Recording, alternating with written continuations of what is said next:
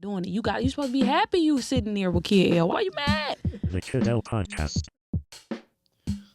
Rocking and rolling. Clooner is back in the building. What's happening, my boy? What up? What up, Al? I seen the Druski footage, which was hilarious. You were doing your ad-lib song where you just rap ad-libs, not actually verses. I know that's probably older footage, right? Yeah, yep. That was last year, but I just recently, I got Mr. Drake right here. I just recently auditioned for his YouTube performing the Drake. That was like last weekend, right? Last weekend, yeah. Yeah, that's crazy. How'd that go? Went pretty well. He let me perform everything I came to perform. Will I make the cut for YouTube? Not sure. I feel like my back and forth talking is awkward. Like instead of like ripping him and roasting him, I kind of just took it. But his roast to me were, you look like you drink Mountain Dew. And I'm like, yeah, I do. And then he's like, you look like you let your dogs pee in the house. I don't have dogs. Okay. You got 2 parents? I was like, or do you live with your parents? I'm like, oh, just one. He's like, why? And I'm like, deaf. And then he I don't know, he didn't really pay attention, but he almost signed me, and hopefully we make the cut, because if me and the Drake make the cut, sky's the limit, man. That's facts. Imagine Drake getting a chance to see this. Oh, man, it's going to happen soon. Everything good, Nick? I was going to fix your mic. Yeah, and the Drake post. Yeah, hopefully Drake sees this one day. And this Drake little thing here came from the Sada Baby music video that me, you, and Nick shot together with Sada Baby, which is crazy, right? Full circle. Yeah, everybody here was involved in the Sada Baby Clooner music video song. I got the Drake on me, and you pulled out this Drake acting like it was like a Draco, which was funny as hell. That was a fun video to shoot, man. Did we ever talk about that before? Have we talked about like that coming together? Yeah, somewhat. Yeah, we were talking in the first interview. I remember we talked about how that all came together. It literally all came together from this guy right here, this guy L. Well, no, you were working though. You were like working. You were developing stuff. You had a hit song out. Everybody knew like, okay, this dude's like different as fuck. Like everybody knew Clooner is just different. There's something about him. We don't know what it is, but he's definitely an entertainer, and he's definitely breaking out in his own niche category. And so Sada heard you, and most people would think like, oh, Sada's never going to work with a guy like Clooner, but Sada was like, no, I'm actually a fan of Clooner. And I think he actually came out in a certain instance where he like said, nah, like I fuck with Clooner. Like it's not like that. Like I actually fuck with him. And then, you guys shoot this music video and it does numbers on YouTube. You know what I mean? Talk about what's been new as of late, man. I know you just dropped a new visuals not too long ago. You had that song where you're actually serious when you're rapping. Oh yeah. Even though it sounded exactly like the other songs. I know. It was dope. That's the thing is like, I love how I caption it. Oh, Clooner's getting serious. Clooner's going in, and then everyone's like, oh shit, he's going in. If I didn't say that, they, it's literally a. You give them an expectation before they go in, and they're like, and then you change the way they're thinking, because it's literally just how I normally rap. I've always had funny bars. I've always had good bars. And now you say, hey, look, I'm actually trying. And they're like, oh, shit, he's trying. Like, and they tune in. I tuned in. I was like, oh, shit, he's about to do that GMAT Cash kind of approach where, like, now you're about to really, like, just spit bars all serious. And then I listened, and I was like, he's doing the same shit, but it's still amazing. Yeah, that was part of the Cypher Society. Everybody should look up. It's they're seeking applicants and whatever. It's free content. You basically all in a day record a verse, for this long song, and then shoot a video for it, and it's all like 24-hour turnaround type vibe. Good free content for up and coming rappers. But I've been fucking with them lately, and it's been my first time back. I feel like I've had writer's block. And like I'm like, man, I don't have it anymore. The end of Cloon is near. And then I fucking just wrote like probably one of my best verses, and I'm like, nah, old me was tripping. I'm the fucking best. No, I don't think you're. I think you're one of those guys it's just a matter of time before you have another hit where it's gonna blow. Like the Farmington Hills songs, Welcome to King of Farmington, obviously blew to a significant degree, and to reach something like that is not far away, I don't think. And honestly, your fan base is so niche. It's kind of like the JJ Icefish type fan base, right? Kind of just like quirky and intricate, and you know, you can't really categorize it specifically what it is, but there's a fan base for it. The people that don't want to like listen to rap and hip hop all the time and just be dead serious, like they want to enjoy just goofing around and having fun, right? Yeah, you can have fun. Yeah, exactly. You also had a song where you didn't rap at all and it was just the beat playing, which was fucking hilarious. Oh yeah, Fire on Mute. I dropped a version with the audio cut out, so it's just the beat, and like we did a video for like the one with the audio, so it's just like mute spitta type shit.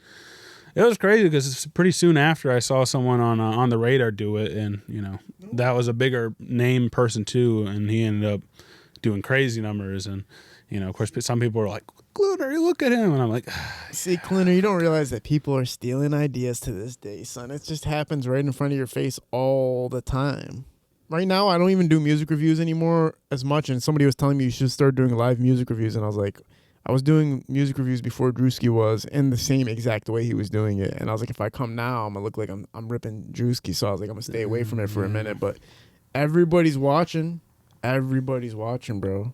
You know, I've had ideas taken from me. I've seen them fucking be taken, used, and blown up. And I'm like, oh, shit. Like, it comes with the game. It comes with the territory.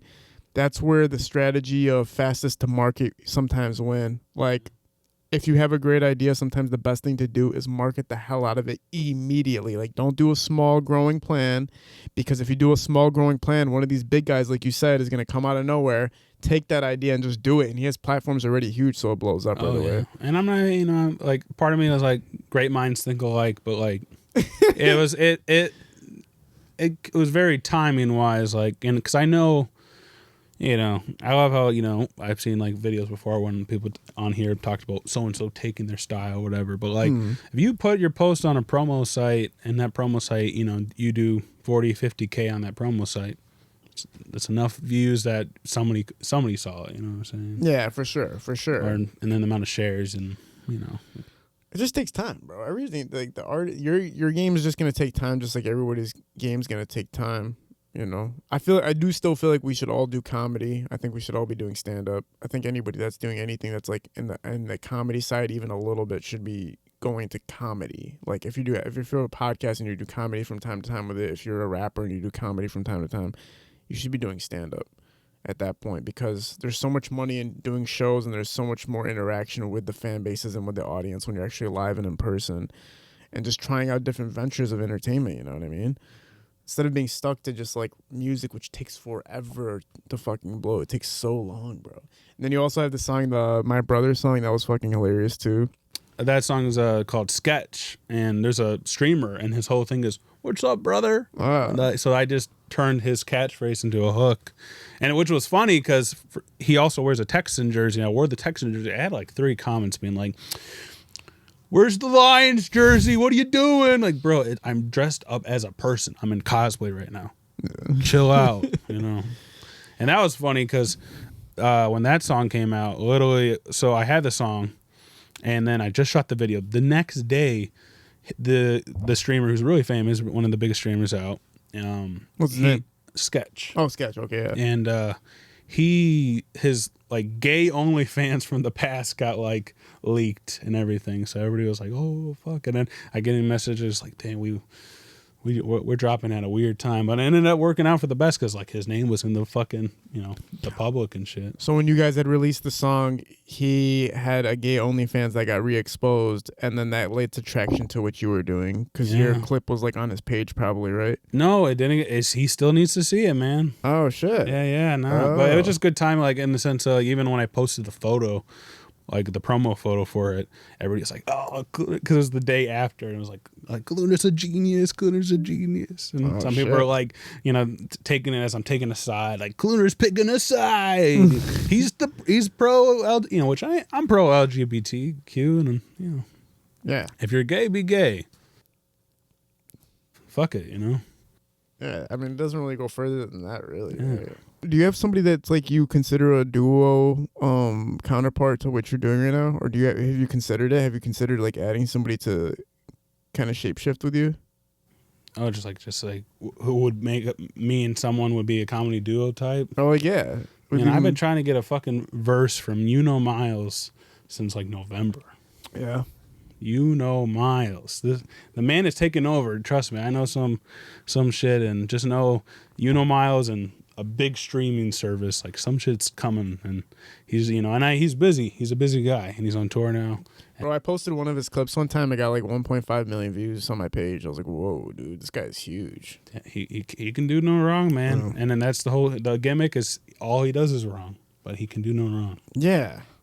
And people, and I've gone into length talking about people, because they're like, especially like, his whole thing is like trash music or whatever.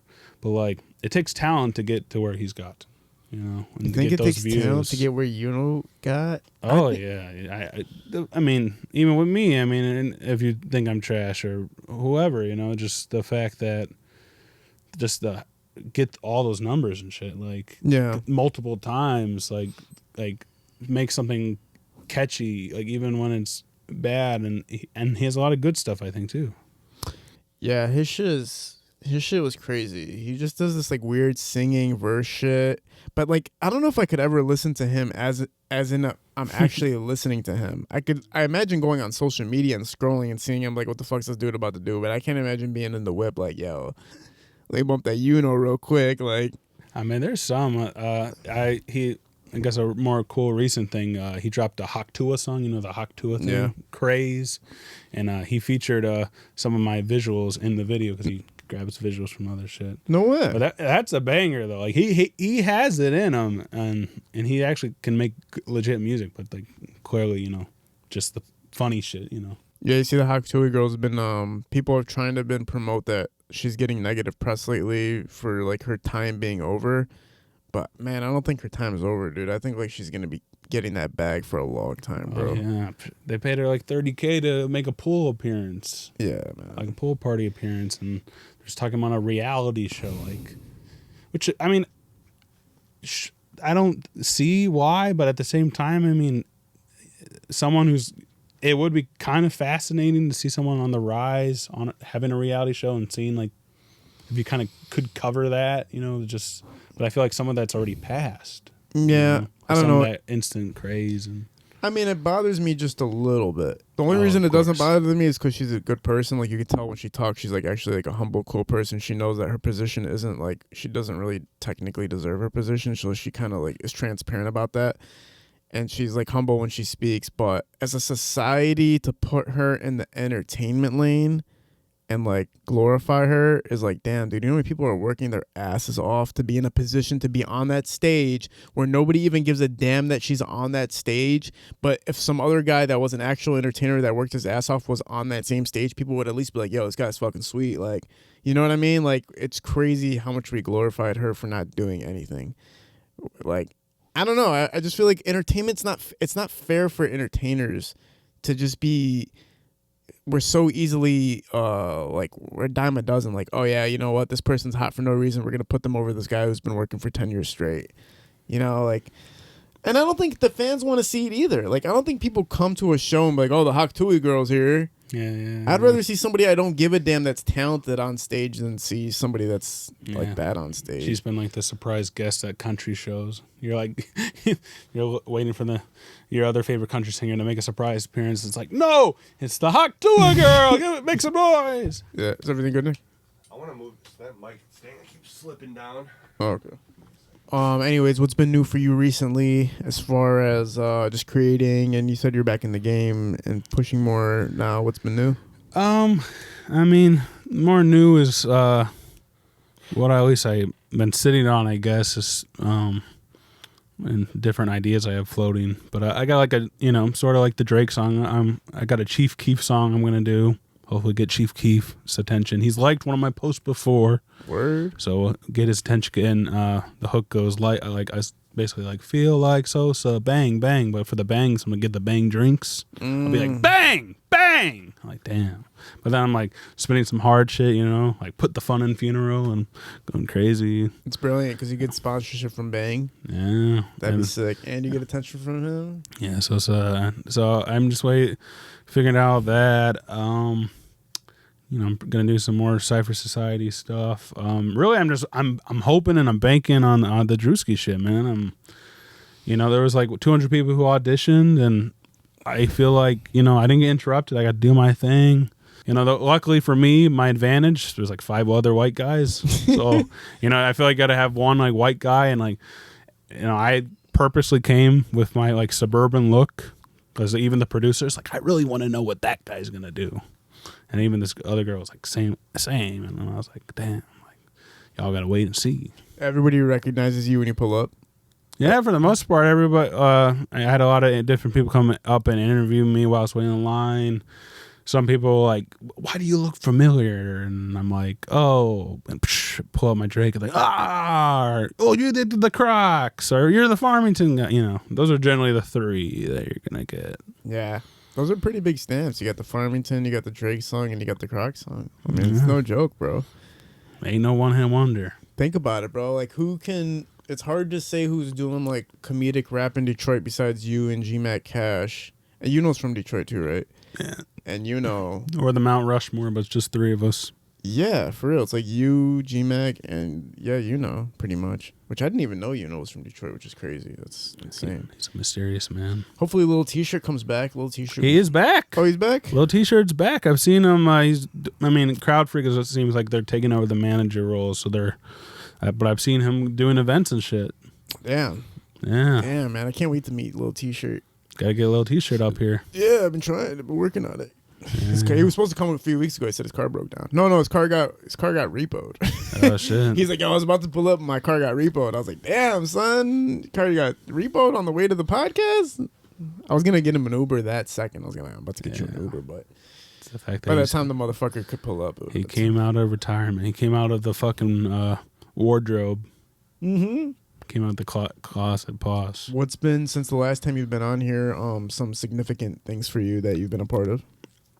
Significant things. Just for you personally, at least. Yeah. That's why, like, I feel like I need to come on here when I got like a lot of shit going. The only shit going is... No, it doesn't need to be like that. It does not need to be like that. I think everybody has that misinterpretation that it needs to be like that. Yeah. You only need to be scarce of doing interviews if you suck at doing interviews, or you're a major artist that knows you put a whole bag behind a tape, and it's like, man, I can only do one interview because that bitch is gonna.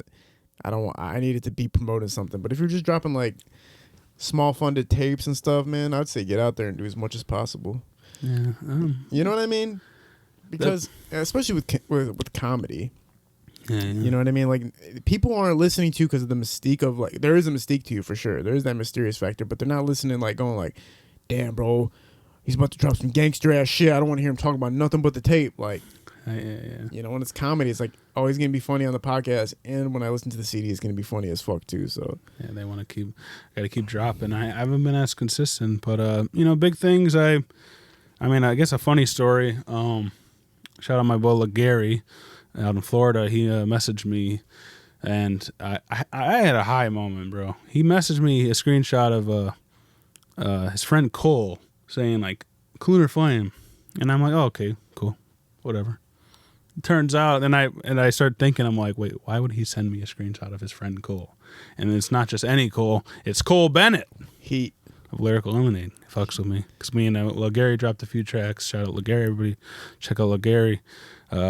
Yeah, so I went out to Florida, and I did some tracks with him. We recorded at Flow Rida Studio, damn, which was very, very bougie. He has a golden toilet, his own gym, fucking just luxuries, all of his platinum records and plaques on the wall. Wow, that was cool. And another story too, involving the Drake. Gary, when I was down there. And sort of when I met him the first time I was selling merch at BabyTron's show last Halloween, and BLP Kosher was there, and like I went up, and it's more of sort of just meeting Kosher, but I went up like ready to get a picture because I'm like, oh, he don't know who I am. I'm about to get a pic real quick, I'm about to flick up, and then as I'm like, hey man, can I get a photo? He's like, yeah, you be with the Drake, you clued about it. So it starts talking like, oh, whoa, you know who I am, So Yeah, no, that's man, a another- lot of people know who you are, bro. It's crazy. Well, that was Yeah. all the way out of Florida, you know, like the amount of people who saw me through like Say Cheese, like I'm like a Say Cheese legend. You know? Bro, The yeah, of amount course. There's promo. nobody doing what you're doing. Like, Yeah. you know what I'm saying? There's only a small amount of people and doing it where they're actually getting like results from it, not just doing it to do it. But I'm saying like people who are actually getting results. You're like one of the few. So of course people know, bro. Everybody is watching Say Cheese and World Star and Detroit Rap News and all these pages. Like everybody that's involved in the rap community is watching that shit. Blows my mind. Like I don't expect, you know, I didn't expect, you know, Yeah. these people to know me, like even Gary and whatnot was Did you watching get me. to? and Did you shit. Did you get to meet Cole while you were out there? No, this is just all.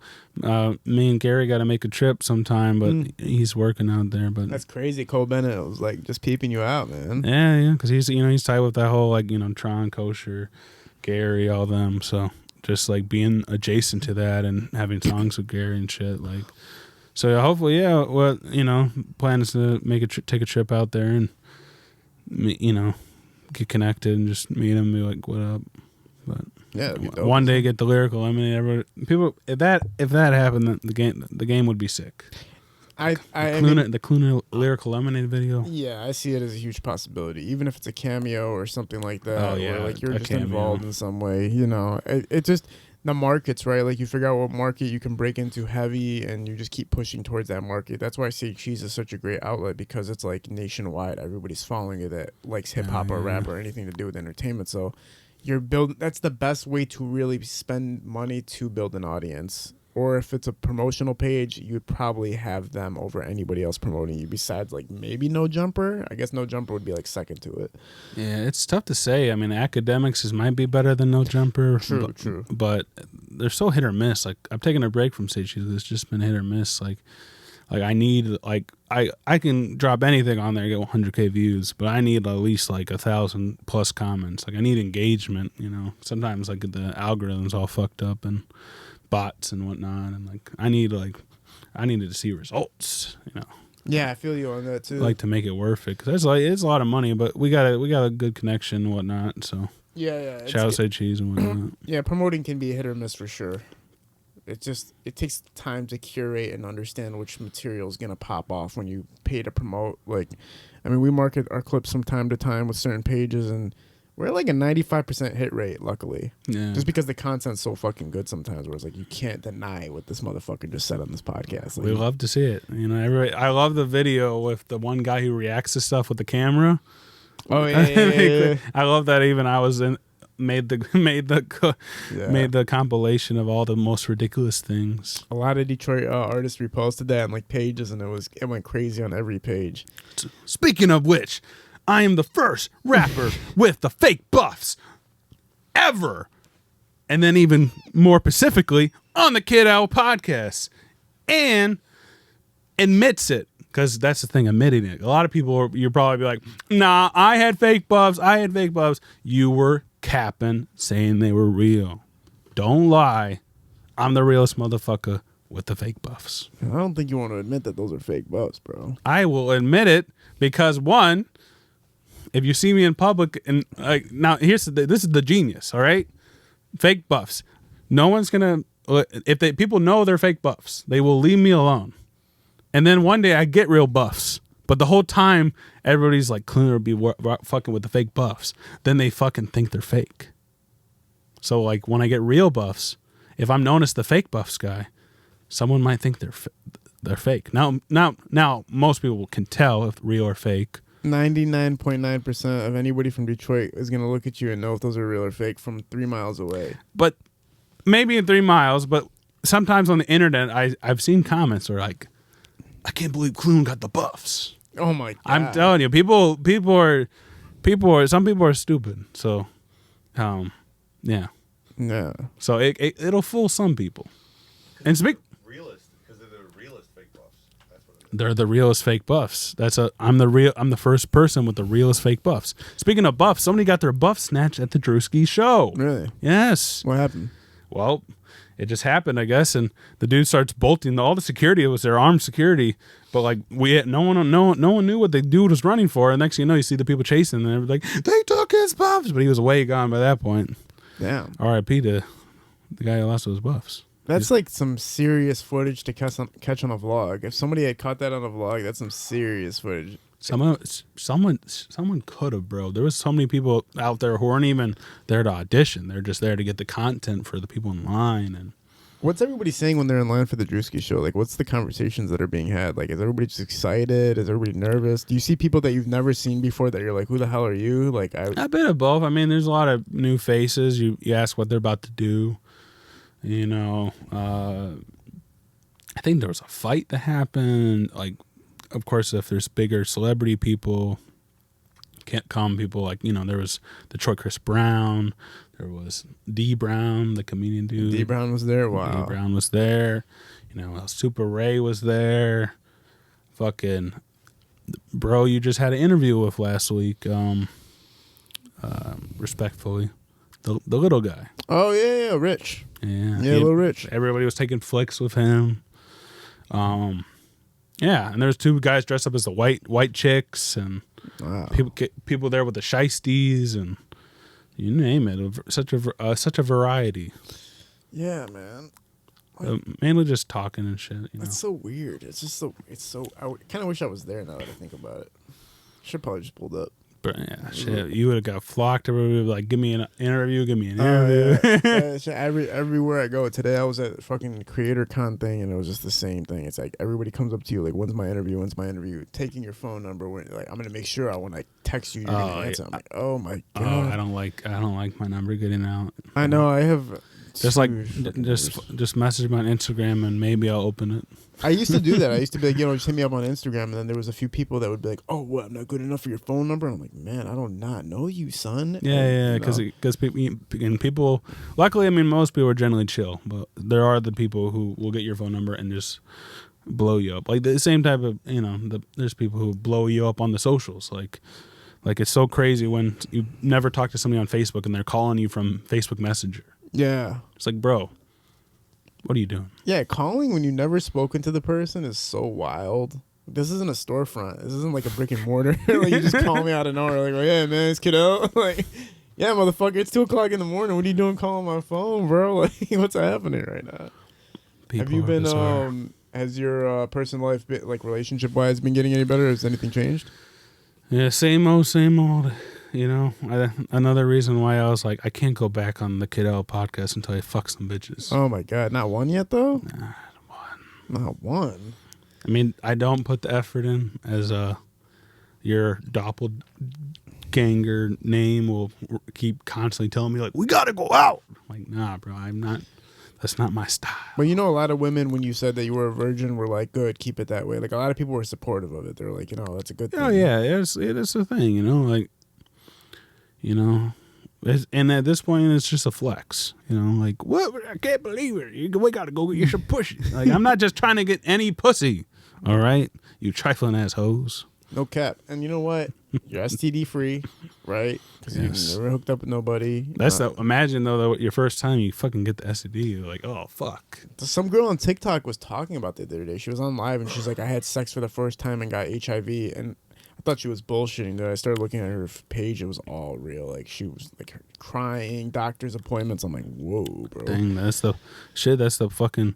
There was a movie in 1995 called Kids. Have you ever seen that? Yeah, seen that where he hits her. He does her at the end. Yeah. Fucking because there's they all.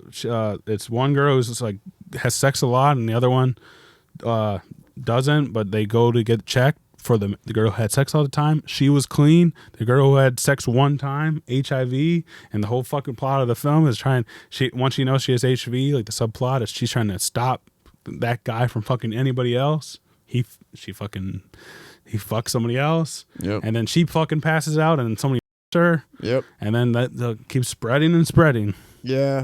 Yeah, that ending scene where that guy just like she's like sleeping on the couch and he just takes her pants off and just like starts going at it while she's sleeping. I was like, whoa, man. Yeah, that sucks. Can you imagine if they made that movie today? I don't even think that would be possible, dude. Oh, they can, yeah, because most of those actors were underage. Oh, I didn't know that. Yeah, some of them were underage.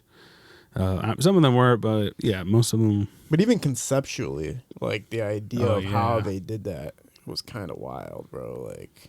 And I really like with that film too. It's just like all the kids feel like kids. Like it feels like like, if you ever just wore out with all your, like, back in the day, like high school, more middle school even, but like, just like, where are we going to? Like, just like fucking when all you could travel with was like bikes and skateboards or walking, and you're just like up to no good, and you're just like talking.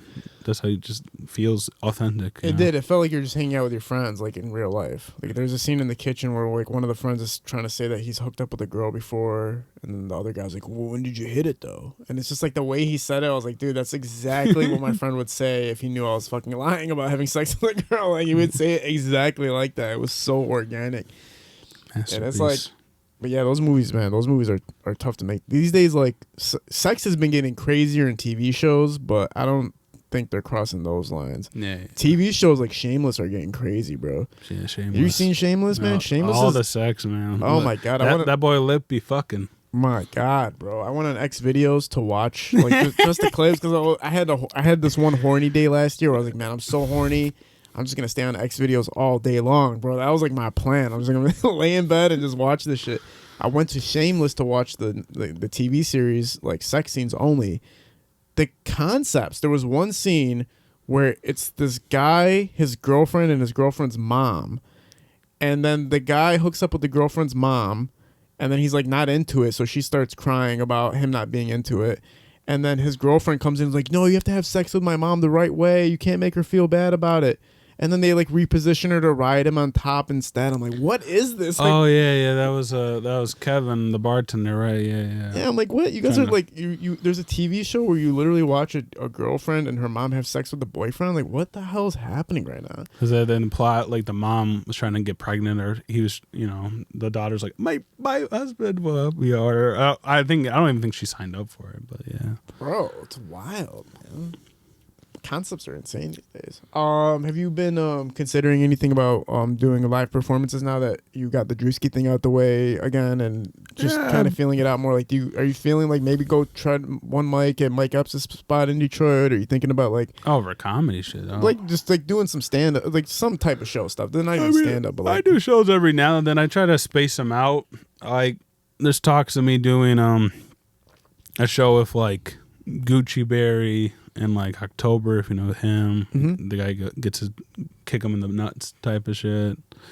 So I said I'll do that, but we'll see if that happens. I don't remember. I did like a Juggalo prom in June, so I do some shows with the Juggalos. And cool. I mean, I'm trying to remember. I feel like I just did a show and I'm blanking. But yeah, I try to space them out just because it's all I can get a larger audience, and like where I can go like on tour and shit, like, and where it's actually worth it. Yeah, it's just a matter of time, bro. Like I said, especially if like the Cole type of camp is fucking with you, those guys like Tron and Kosher and all those guys, they all understand that shit, and their fan base fucks with that shit. Like they really are deep into that niche of comedy and that niche of like music creation style. Is there anything you need to promote before we sign off? Man, glad you asked. So I would like to promote the Kid L podcast. Damn. It's a great podcast. It's a nice couch. Thanks. It's not a casting couch, so you can chill.